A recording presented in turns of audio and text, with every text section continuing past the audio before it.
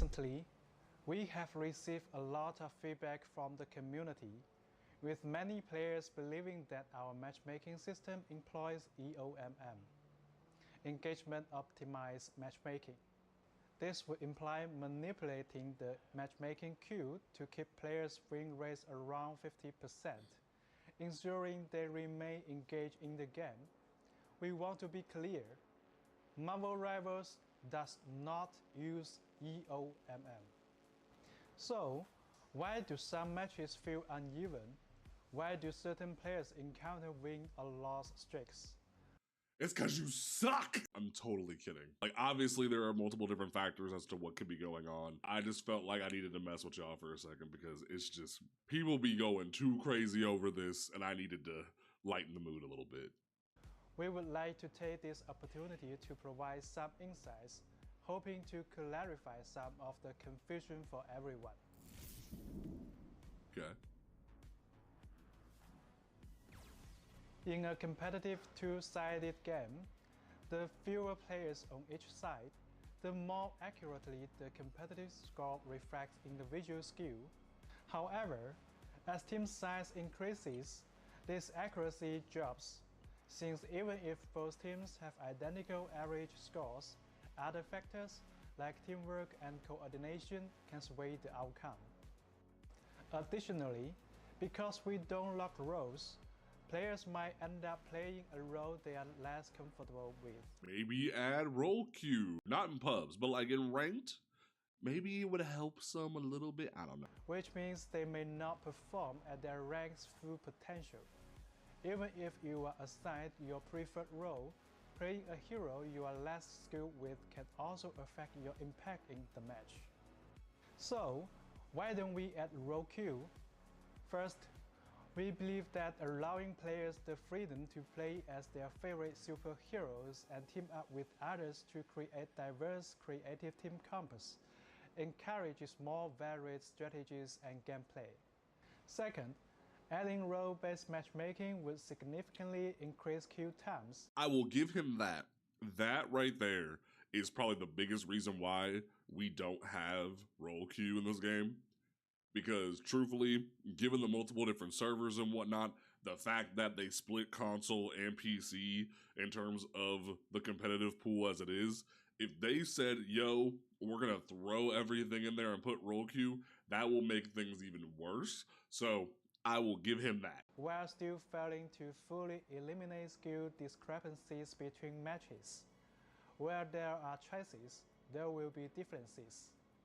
Objectively, it's quite challenging to have an equal number of players across the three roles. To strike a balance between matchmaking speed and fairness, the competitive score ranges for each role would have to differ. Roles with fewer players would have lower competitive score thresholds, while roles with more players would require higher thresholds. This, in turn, will lead to greater variance in match quality. We are working to introduce more interesting vanguards and strategies in future updates to give players more choices. Thank God. I find it so frustrating the amount of duelists that are in the game, the amount of DPS characters that are in this game. It is so frustrating. And like, there needs to come a day where the amount of people wearing Spider-Man footy pajamas needs to come down, and the amount of people who learn how to be a tank and learn how to be a support rises. Otherwise, this game is going to die. I like that they're taking accountability and going, hey, we are going to look into that. But these changes will take time to develop. We thank you for your patience. What do you mean that takes time? Wait a minute. Wait. That sounds like you're about to straight up just put out like 15 more duelists before you even get to another vanguard or a strategist. And that is concerning. Statistically, win and loss streaks are a matter of probability. For example, if two sides are truly 50-50, over 3 games, the chance of 3 consecutive wins or losses is 12.5%. Over 10 games, the chance of 3 or more wins or losses in a row rises to 50%. So, over enough games, everyone will eventually experience win or loss streaks. For those interested, you can use tools to calculate the probability of achieving a streak, whether it's 5 consecutive wins or 5 consecutive losses, under different win rate scenarios over 10 matches. Of course, the game isn't pure math. Several in-game factors can increase the likelihood and impact of streaks, making these experiences feel more pronounced. For example, team average scores are rarely perfectly balanced, so actually win rates may not be exactly 50%. When queuing consecutively, you may face some of the same players in back-to-back games, which can carry over the outcome chance from previous matches. This is even more common in team matchmaking, where the pool of available combinations is smaller, especially during off-peak hours or in less populated regions. Even if the probability of a streak occurring is just 1%, Marvel Rivals' large player base means many will experience them.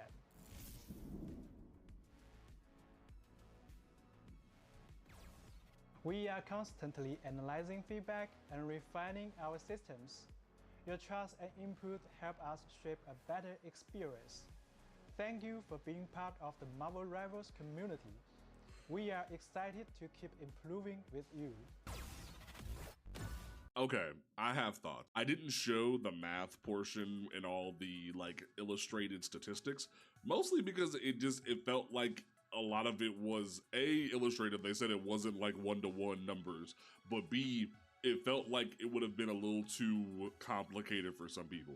But I still wanted to give my thoughts after I've absorbed it. So, they said EOMM isn't a thing. They just said a lot of other stuff. They boiled it down to a few different factors. Stacking, network, servers and networking and things of that nature. More populated / less populated regions. Straight up the averaging of trying to match certain players with certain skill levels and things of that nature. There's a lot of factors in play and I don't envy these devs. My biggest concern though is they said the longer your queue takes, the wider your band goes for lesser and higher skilled players. That's concerning. I think people would prefer to have a longer queue time than have the band be so wide. They did say there was a cap when it comes to the situation of the band widening to find you more players to play with. But at the same time, I think if I pooled 20 to 100 Marvel Rivals players and I said, hey, would you rather have a smaller band of individuals that you play with to make sure that you are getting consistent and fair matches? They would say yes, especially in ranked, specifically ranked. The idea that you have a giant band that you can just go in and grab somebody from a lower band or a super high band is very concerning. And again, I want to emphasize, they said that there is a cap, there is a definitive cap. And the thing that I specifically noticed as he was going through all of this, they're worried about queue times. They're not worried about keeping you engaged as long as possible from an EOMM standpoint. They're worried about keeping you engaged of making you wait for queue. They're not worried about hey yo, if you lose or if you win, yada yada, you'll stay engaged longer if you lose 50% of your matches. No, they're worried about, hey, if we make it to where you're not playing the game, you're not gonna wanna play the game. So they're like, how can we get you back in the game as fast as possible? And that is one of the major issues that I've noticed listening to all this. What I will specifically say, there's always gonna be an opportunity where somebody with no skill whatsoever is going to be able to slowly inch their way up the rank ladder. They're gonna keep slowly inching their way through the ranks. There's never going to become a hard stuck moment based off what I'm hearing here. You will have people that have no idea what they're doing from a player standpoint, and they're getting into gold, they're getting into plat, and I'm like, how are you here? There needs to be some sort of cutoff where if you're just not performing well, you're not going to climb. There needs to be an understanding that if you're going to jump into ranked, you will need to perform to climb rank. I think people will still believe EOMM is real, despite what my man is saying here. They could say all of this. He could have sat here for a full 20 minutes and broke this whole thing down. But people are still going to believe that EOMM is real because the data that other people have gathered from hundreds and hundreds of games shows a different narrative than what they're saying here. And to an extent, I don't want to blame the content creators, mainly because I am one, but at the same time, I don't want to blame the social media scene of Marvel Rivals to a certain degree, but I feel as if we and / they have to take ownership to the fact that they weaponized this buzzword to blame their lack of performance.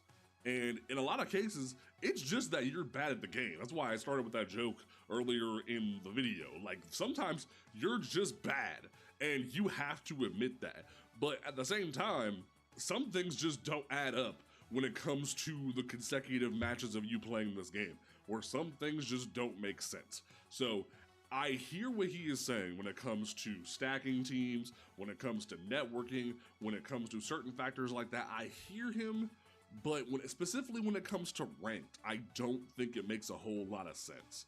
And we will talk more about this on stream, but I genuinely feel like there's going to need to be more follow-up discussion, and the community is probably going to still believe in this boogeyman for a long time. But let me know what you guys think in the comments. Drop a like, subscribe. We're going to be doing more content like this, but we will see you guys next time. Peace out.